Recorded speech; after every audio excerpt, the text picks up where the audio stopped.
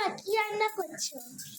এই যে দেখ না, এই তুই আজকে এতে গেছিস, ড্রয়িং গেছিলিস, আর বাবা আসার সময় তোকে দিয়ে আসার সময় এই যে মাংস নিয়ে এসছে, মাটন নিয়ে এসছে, আর এই যে ধুয়ে রেখে দিয়েছি, এই যে আর এই যে চর্বিটাও আলাদা করে রেখেছি, আর এখানে পেঁয়াজটাও কেটে নিয়েছি, এখানে মশলা করছি আদা রসুনটা।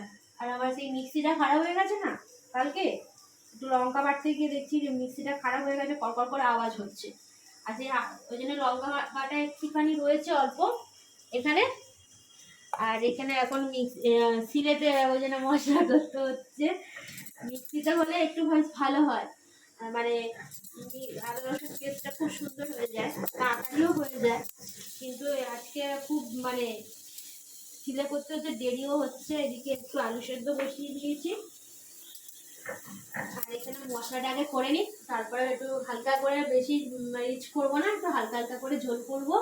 আর অনেকদিন থেকেই তোমার দাদা ভাই মানে খেতে চাইছে তোমার দাদা ভাই, তো আজকেই করলাম ওই জন্য। চলো রান্নাটা আগে করে নিই, মশলাটা করে নিই।